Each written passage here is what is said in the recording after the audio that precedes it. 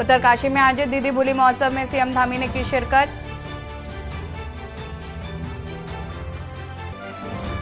आज उत्तरकाशी दौरे पर रहेंगे मुख्यमंत्री धामी, किया रोड शो।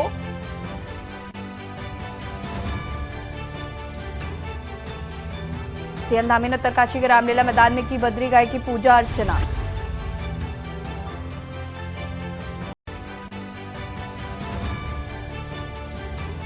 राजधानी देहरादून में चल रहे ज्योतिष महाकुंभ का हुआ समापन कार्यक्रम में पहुंचे सीएम धामी।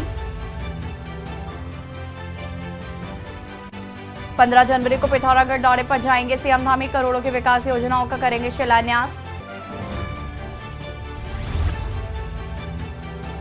उत्तराखंड में लोकसभा चुनाव तैयारी में जुटी कांग्रेस, अंकिता न्याय यात्रा निकालने की तैयारी में कांग्रेस। आप देख रहे हैं की न्यूज, खबरों का सारथी। नमस्कार, खबर उत्तराखंड में आप सभी का स्वागत है। मैं हूं आपके साथ यशी शुक्ला और करेंगे खबरों का। चमोली जिले के गौचर डाइट सभागार में उत्तराखंड के चिकित्सा, स्वास्थ्य एवं परिवार कल्याण मंत्री धन सिंह रावत ने 128 नर्सिंग अधिकारियों को नियुक्ति पत्र बांटे हैं। इस दौरान वर्चुअल से बेरोजगार लोगों ने नियुक्ति मिलने पर खुशी जताई। स्वास्थ्य मंत्री ने कहा कि स्वास्थ्य विभाग में doctor, lab technician, ward boy समेत विभिन्न पदों पर लगभग 10,000 के करीब नियुक्ति देने की बात की है।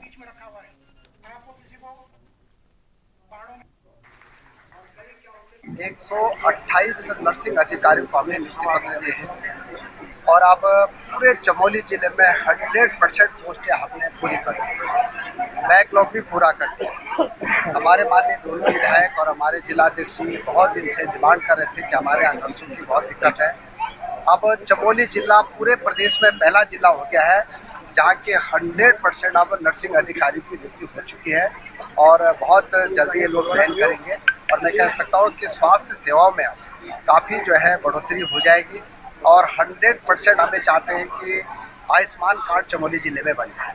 आज मैंने सबको ये आह्वान किया है, आप लोगों से भी मैं निवेदन करना चाहता हूँ कि आप भी अपने चैनल के माध्यम से सब लोगों के जागरूक जरूर करें कि हर व्यक्ति अपना आयुष्मान कार्ड जरूर।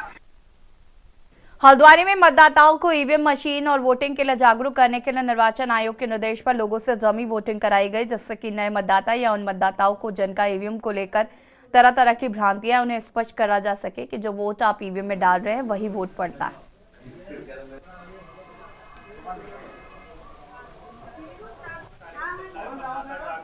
सर पहले वहाँ पर बटन दबाया कि मतलब मन में कोई शंका तो नहीं है, हमने चुनाव किसको दिया, चुनाव चिन्ह आया नहीं आया, फिर यहाँ पर दिख जाए।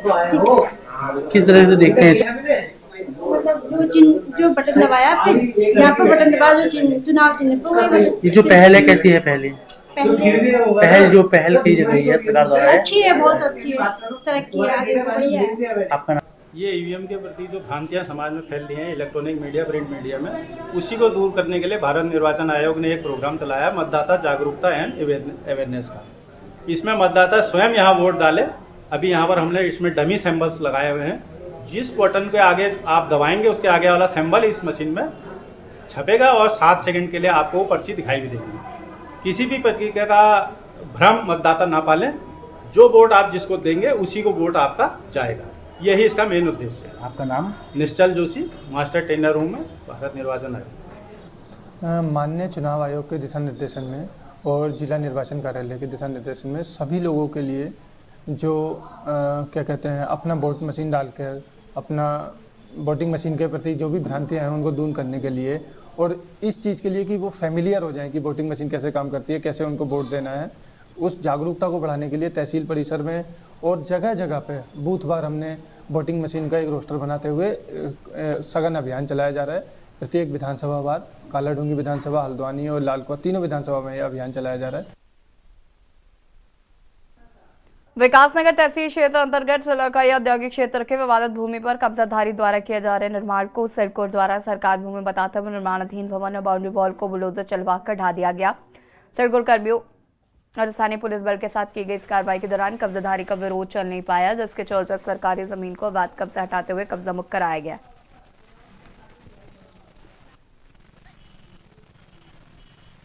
अब मामला ये है कि भाई हमारी सिडकुल की ज़मीन है, सारी इंडस्ट्रियल लगी हुई है, सारे इंडस्ट्री वाले लोग आ रहे हैं, ज़मीन हमारे पास बहुत सीमित है। उसके बाद भी मुझे पूछे बगैर जो है मैं आराम यहाँ पर बैठा हूँ, यहाँ पर अतिक्रमण हो रहा है, कम से कम अतिक्रमण हो रहा है तो मुझे पूछते ना एक बार, पूछ करके उसको सॉर्ट आउट करते हैं। लेकिन सरकारी भूमि है ये हमारी में, तो इस तरीके से रातों रात कब्जा करना अच्छी बात है ये। हमने सुना है कि कब्जा भी हुआ है, बेरी भी कटे हैं, ये सारी ये अच्छा नहीं है, ये सिस्टम के लिए उत्तराखंड के लिए अच्छा नहीं है ये सारी चीज़ें। और इस तरीके से कोई अधिकारी बैठा है उसे पूछो तो सही, बात तो करो उनसे। तुम्हारी अगर जमीन है तो बैठ करके उसका छानबीन करो, छानबीन करेगा। तुमने मेरे पूछे बगैर कैसे करके जो है बिल्डिंग खड़ी कर दी जो है, आप बताइए। माननीय उच्च न्यायालय से सन 1900 इलाहाबाद से 1998 में भूमि बहाल हुई थी और उच्च न्यायालय के आदेश दिखाने के भी मात्र इन्होंने इतवार वाले दिन नोटिस दिया और हमें बिना कुछ टाइम दिए हुए 2 घंटे के अंदर ध्वस्तीकरण की कार्रवाई कर दी इन्होंने। और हम एक हफ्ते हमने इनसे टाइम मांगा, नहीं, उन्होंने कहा उच्च न्यायालय को हम कुछ नहीं समझते, हमारा हाई कोर्ट कोई मायने नहीं रखता, आप जो कागज है आप कार्रवाई करते रहो। तो अभी क्या चाह रहे हैं? ऊपर से आदेश है। अभी आप लोग क्या चाह रहे हैं? हम ये चाह रहे हैं कि हमारे साथ न्याय हो, इंसाफ हो, हमारे कागज देखे जाए, हमारी कोई सुनवाई नहीं हो रही है। खबर नैनीताल से, जहां पर पुलिस से 266 फरियादियों के चेहरे पर नए साल में मुस्कान लौटाई। पुलिस ने 44,91,000 के 266 मोबाइल बरामद किए हैं। मोबाइल रिकवरी सेल ने पिछले अक्टूबर महीने से अब तक लोगों के खोए हुए मोबाइल की रिकवरी की। एसएसपी प्रहलाद नारायण मीना ने लोगों को उनके खोए हुए मोबाइल देकर उनके चेहरे पर मुस्कान लौटाई। अपना खोया मोबाइल पाकर लोगों ने भी नैनीताल पुलिस का धन्यवाद अदा किया।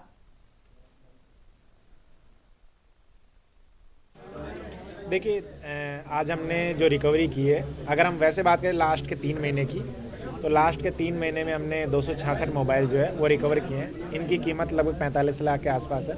और अगर पूरे 2023 की बात की जाए तो 2023 में हमारे द्वारा लगभग 900 मोबाइल बरामद किए गए हैं, जिनकी कीमत 1,58,00,000 रुपए है। जो पब्लिक के लोग हैं इनको मोबाइल जो है सुपुर्द किए गए हैं। उत्तराखंड के चुनावी दंगल को जीतने के लिए भाजपा ने बिसात बछानी शुरू कर दी है। भाजपा अपने विरोधी दलों को इस चुनावी मैदान में चारों खाने चित करने की तैयारी में है और यही वजह है कि भाजपा के चुनावी कार्यक्रम तेज हो गए हैं। बैठकों का दौर लगातार जारी है। देहरादून में हुई भाजपा की लोकसभा चुनाव योजना बैठक में भाजपा ने जीत के लिए माइक्रो प्लान तैयार किया है। इसके तहत राज्य में विपक्ष के मजबूत बूथों को विशेष रूप से टारगेट किया जाएगा। भाजपा ने राज्य के करीब 12,000 बूथों को ABCD यानी कि 4 श्रेणियों में बांटा है। ए श्रेणी में वो बूथ रखे गए जहां पर पार्टी 2014 के लोकसभा चुनावों से लेकर 2017, 19 और 22 के चुनाव में भी जीती है। बी श्रेणी में उन बूथों को रखा गया जहां पर पार्टी लोकसभा में जीती है लेकिन विधानसभा में हारी है। इसकी सूची तैयार की जा रही है। इन बूथों को पार्टी फिर से इन लोकसभा चुनावों को जीतने पर फोकस करेगी। खासकर अनुसूचित जाति के वोटों को रिझाने पर भाजपा का खास फोकस है। भाजपा ने अपने सभी सांसदों और पूर्व सीएम और अन्य प्रतिभागियों से चुनाव को देखते हुए रणनीति बनाने को लेकर सुझाव भी मांगे हैं। भाजपा को पूरी उम्मीद है कि इस बार भी वो राज्यों की 5 लोकसभा सीटों पर जीत की हैट्रिक मारने जा रही है। भाजपा को जीत का इतना भरोसा है कि उसने जीत के लक्ष्य को कई गुना बढ़ाते हुए राज्य की हर सीट को 5 लाख मतों के अंतर से जीतने का लक्ष्य रखा है। सभी मोर्चा और कार्यकर्ताओं को इसके लिए बूथ स्तर पर उतरकर जुटने को कहा गया है। देखिए रिपोर्ट।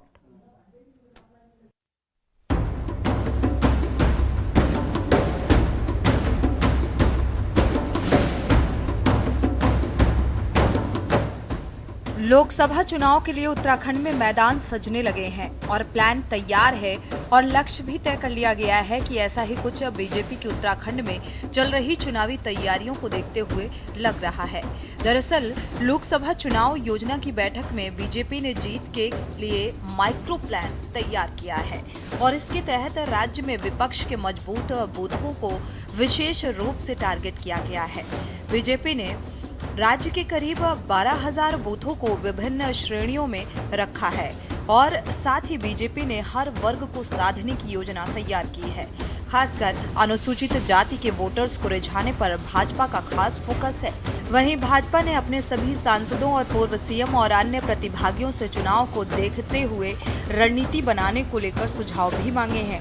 भाजपा को पूरी उम्मीद है कि इस बार भी वो राज्य की 5 लोकसभा सीटों में जीत की हैट्रिक मारने जा रही है। हालांकि विपक्ष भाजपा की जीत के दावे को हवा-हवाई बता रहा है। 7 मोर्चे हैं, 7 मोर्चों की अलग अलग भूमिका है। अनुजाति मोर्चा है वह अनुजाति वर्ग में जाएगा, ST में जाएगा, महिला सामूहिक महिलाओं की चिंता करेगा, युवा की चिंता करेगा। 7 प्रकार के मोर्चे हैं। सभी अपने अपने अभियान को लेके गति देंगे और सभी ने ही अभी से लेकर मार्च तक का अपना प्रोग्राम बनाकर पेश किया गया है और उनको बताया गया है। और हर मोर्चे के अपने अलग अलग प्रोग्राम होंगे। उसके साथ साथ हमारे अंतिम बूथ तक हमारी गतिविधि हर मोर्चे की पहुंच जाए, इसकी चिंता है और संगठन भी उसमें पहुंचेगा। भाजपा में एक से एक विद्वान है, भविष्य वक्ता है, ज्योतिष शास्त्र में पारंगत हासिल लोग हैं। वो पहले ही कह देते हैं हम इतना प्राप्त हुए, क्योंकि ईवीएम का आशीर्वाद उनको प्राप्त है। नहीं तो कोई शक्ति, कोई व्यक्ति, कोई राजनेता ऐसी भविष्यवाणी कैसे कर सकता है कि मुझे 75% वोट मिलेंगे और 400 पार हमको मिलेंगे। इसका मतलब कहीं न कहीं कुछ न कुछ घोटाला है, कुछ न कुछ षड्यंत्र है, कुछ न कुछ कहीं न कहीं ईवीएम से छेड़छाड़ है। ऐसा काम वो कर रहे हैं, इसलिए वो इस तरीके की भविष्यवाणी कर रहे हैं, क्योंकि ईवीएम है तो सब मुमकिन है और मोदी है तो सब मुमकिन है। आपको बता दें कि राज्य की 5 लोकसभा सीटों में भाजपा का कब्जा है और आप पहले भी 2014, फिर 2019 और अब 2024 में भाजपा हैट्रिक मारने का दावा कर रही है। भाजपा को जीत का इतना भरोसा है कि उसने जीत के लक्ष्य को कई गुना बढ़ाते हुए राज्य की हर सीट को 5 लाख मतों के अंतर से जीतने का लक्ष्य रखा है। सभी मोर्चा और कार्यकर्ताओं को इसके लिए बूथ स्तर पर उतरकर जुटने को कहा गया है। साथ ही विधानसभा चुनाव में हारी हुई सीटों को भी मजबूत किया जा रहा है। वहीं विपक्ष भाजपा के इस लक्ष्य पर तंज कस रहा है। अभी हमने माननीय सांसदों को, जो हम हारी हुई विधानसभाएं थी, उन पे जिम्मेदारी सौंपी थी और अभी माननीय सांसद उसमें प्रवास कर रहे हैं। 23 विधानसभा क्षेत्र में प्रवास करेंगे, वहाँ की समस्याओं को सुनेंगे, वहाँ के लोगों से मिलेंगे, जनता से भी मिलेंगे, कार्यकर्ताओं से मिलेंगे। तो वहाँ की समस्याओं को सुनने का ये जो जिम्मेदारी सौंपी गई है, ये जिम्मेदारी के अनुसार वो काम कर रहे हैं। भारतीय जनता पार्टी अगर प्रत्येक लोकसभा में 5 लाख वोटों के मार्जिन से चुनाव जीतने का दावा कर रही है, तो वो किस आधार पर कर रही है? क्या वो जनता से बड़ी हो गई है? इस देश के लोकतंत्र में तो परंपरा रही है कि देश की जनता जो है फैसला लेती है कौन कितने वोटों से जीतेगा या हारेगा। ये हक तो जनता का है। भाजपा ने कब से जनता से ये जो है हक छीनने का काम किया है? और अगर भाजपा इस प्रकार के दावे कर रही है तो वो मुझे लगता है कि किसी जो है तकनीक के सहारे पे कर रही है, जिस पर आज देश की जनता जो है आवाज़ उठा रही है। तो यहाँ दाल काली नहीं, यहाँ तो पूरी दाल काली नजर आ रही है। कुल मिलाकर लोकसभा चुनाव के लिए अब समय बेहद कम है और यही वजह है कि तमाम राजनीतिक दलों की तैयारियां तेज हो गई हैं। हालांकि इन तैयारियों में भाजपा सभी विपक्षी दलों को पीछे छोड़ चुकी है। वहीं बीजेपी ने विपक्ष के मजबूत बूथों पर भी सेंधमारी की योजना बनाई है, साथ ही जीत के लक्ष्य को भी बढ़ा दिया है। सवाल ये है कि क्या भाजपा का प्लान विपक्षी दलों पर भारी पड़ने वाला है और क्या हर लोकसभा सीट के 5 लाख मतों का अंतर भाजपा हासिल कर पाएगी या नहीं। Uttarakhand desk report.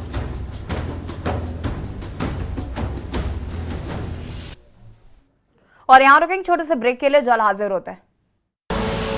आप देख रहे हैं के न्यूज, खबरों का सारथी।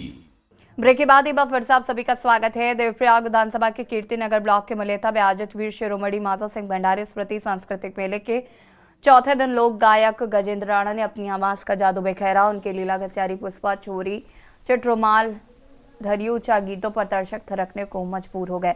इस दौरान उन्होंने कहा कि धामी ने घोषणा के अनुरूप अगले वर्ष में वीर शिरोमणि माधव सिंह भंडारी स्मृति सांस्कृतिक मेले को कृषि एवं औद्योगिक विकास मेले के रूप में मनाया जाएगा।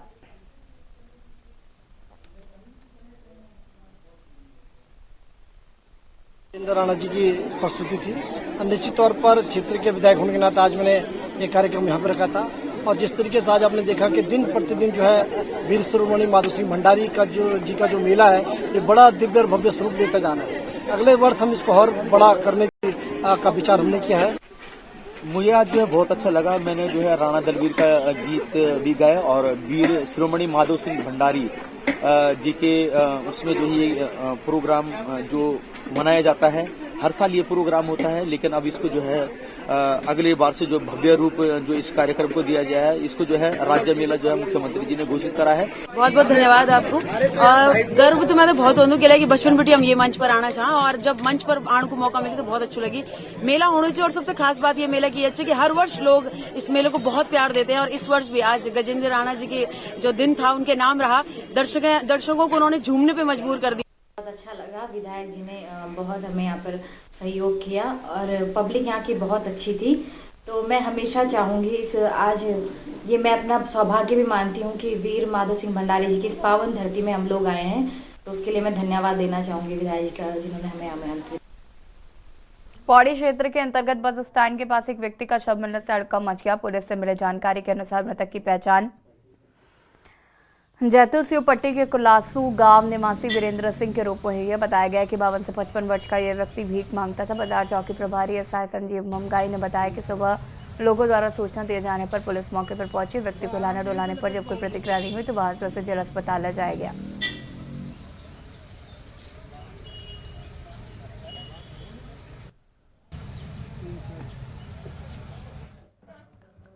खबर लक्सर से, जहां पर भारतीय कश्यप एकता मंच के राष्ट्रीय अध्यक्ष मिंटू कश्यप की अगुवाई में कश्यप समाज के सैकड़ों लोगों ने महर्षि कश्यप जयंती पर सार्वजनिक अवकाश घोषित किए जाने व जातिगत जनगणना किए जाने की मांग को लेकर लक्सर में जुलूस निकाला। मुख्यमंत्री के नाम संबंधित ज्ञापन तहसील प्रशासन को सौंपा है। मंच के सैकड़ों कार्यकर्ताओं ने लक्सर के युवराज पैलेस में इकट्ठा होकर सम्मेलन आयोजित किया।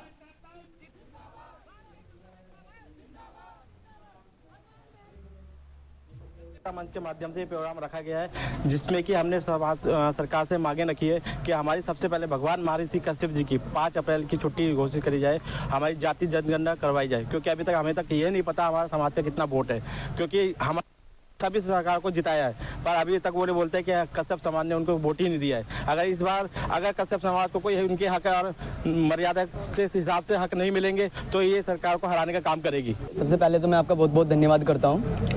और जो हमने ये मीटिंग रखी गई है समाज के मान सम्मान हक अधिकार के लिए। देखिए आज तक आप लोग देख भी रहे होंगे कि 23 साल हो गए उत्तराखंड बने, लेकिन आज तक किसी भी राजनीतिक पार्टी ने इस कश्यप समाज की आवाज़ को उठाने का काम नहीं किया है। तो ये भारतीय कश्यप एकता मंच जो संगठन तैयार किया गया है, जो ये मंच तैयार किया गया है, समाज के हक और अधिकार को दिलाने के लिए मंच तैयार किया गया है। क्योंकि आज तक हमारे समाज में जितने भी अपने आप को नेता मानते हैं, उन नेताओं ने आज तक समाज के उद्धार के बात किसी भी संसद या किसी भी विधान परिषद में नहीं उठाई है। तो ये अब युवाओं का संगठन है और भारतीय कश्यप एकता मंच एक ऐसा संगठन है जो युवाओं की आवाज को संसद और विधानसभा परिषद में पहुंचाने का काम करेगा। और ये सरकार, मैं आपको बता रहा हूँ, सरकार कान खोलकर।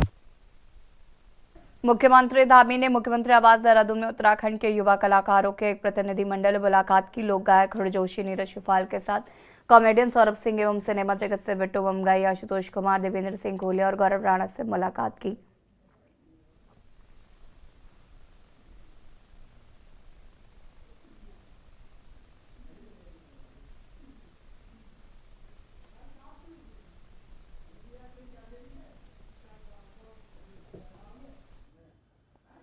देहरादून में हुई लोकसभा चुनाव की योजना बैठक के दौरान भाजपा संगठन ने मुख्यमंत्री धामी के कामकाज को सराहा है। इस दौरान धामी सरकार की ओर से लागू किए गए सख्त नकल विरोधी कानून और यूसीसी जैसे फैसलों की तारीफ की गई। बैठक के दौरान मुख्यमंत्री धामी ने सरकार के कार्यों में उसके सकारात्मक प्रभावों का ब्यौरा रखा। धामी ने कहा कि सरकार हर वर्ग के विकास के लिए काम कर रही है।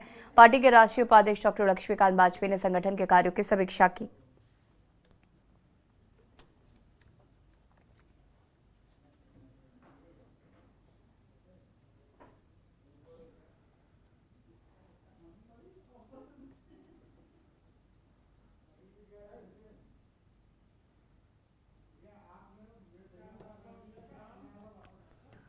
उत्तराखंड में भाजपा लोकसभा चुनाव से पहले अपने कमजोर बूथों को मजबूत करने के फोकस करेगी। इसके लिए पार्टी की ओर से माइक्रो प्लान तैयार किया गया है।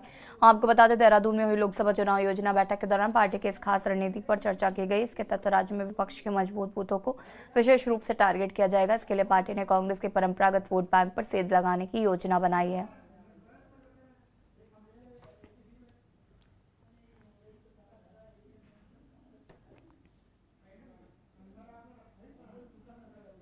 सातों मोर्चों की अलग अलग भूमिका है।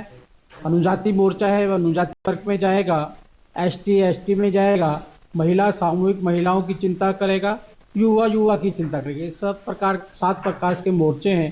सभी अपने अपने अभियान को लेके गति देंगे और सभी ने ही अभी से लेकर मार्च तक का अपना प्रोग्राम बनाकर पेश किया गया है और उनको बताया गया है। और हर मोर्चे के अपने अलग अलग प्रोग्राम होंगे।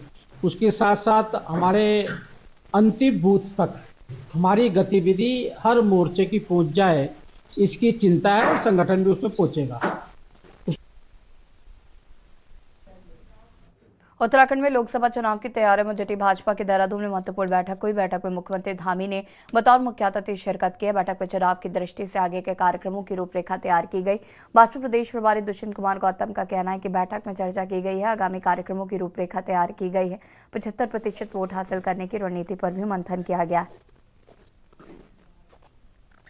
एक राजनीतिक दल होने के नाते 2024 के चुनाव की तैयारी है और आज पूरे ही प्रबंधन की बैठक होगी, किस प्रकार से सारा रूट मैप बनेगा और उसी प्रकार से हम आगे जाएंगे और पांचों सीटें 5 लाख से ज़्यादा वोटों से जीतेंगे। तो कांग्रेस को भी कहीं देख रहे हैं 24 में? उनके कर्म उनके सामने आएंगे, तो उन्होंने कर्म किए हुए हैं। जनता ने निर्णय करना है। जनता के द्वार में प्रधानमंत्री नरेंद्र मोदी जी का सपना है, आने वाला दशक जो होगा उत्तराखंड का होगा। उस सभी कार्य योजना को लेकर जनता में जा रहे हैं और जनता हमको आशीर्वाद लगातार देखिए, भारतीय जनता पार्टी एक कार्यकर्ता आधारित पार्टी है। भारतीय जनता पार्टी जिस दिन चुनाव जीतती है, अगले चुनाव की तैयारी पहले से शुरू कर देती है। और आज तो पूरा देश मोदीमय है, आज पूरा देश राममय है। आज करोड़ों लोगों की आस्था का मंदिर जिसका लोकार्पण मोदी जी करने जा रहे हैं और प्रधानमंत्री मोदी जी ने 400+ का नारा दिया है। और विकसित यात्रा में और अक्षत प्लस यात्रा में मैं जहाँ भी गया, मुझे दृश्य दिखाई दे रहा है इस बार भारतीय जनता पार्टी की, जहाँ 400 सीटें आने वाली हैं, वहीं मतों का अंतर बहुत अधिक होने वाला है। उत्तराखंड में प्रधानमंत्री कृषि सिंचाई योजना में घोटाले पर बड़ी कार्रवाई हुई है। इस मामले में कृषि मंत्री गणेश जोशी ने सचिव कृषि विनोद कुमार समन को जनपद देहरादून के रायपुर के कृषि एवं भूमि संरक्षण अधिकारी राजदेव पवार को प्रधानमंत्री कृषि सिंचाई योजना में बरती गई नियमितता पर निलंबन के आदेश दिए हैं। कृषि मंत्री गणेश जोशी ने कहा कि निलंबन के साथ ही महानिदेशक कृषि को निर्देशित किया गया। तत्काल प्रकरण में सम्मिलित न्याय पंचायत प्रभारी वीरेंद्र सिंह नेगी और सेवानिवृत्त विकास खंड प्रभारी विनोद धस्माना का स्पष्टीकरण प्राप्त कर नियमानुसार विभागीय कार्रवाई की जाए।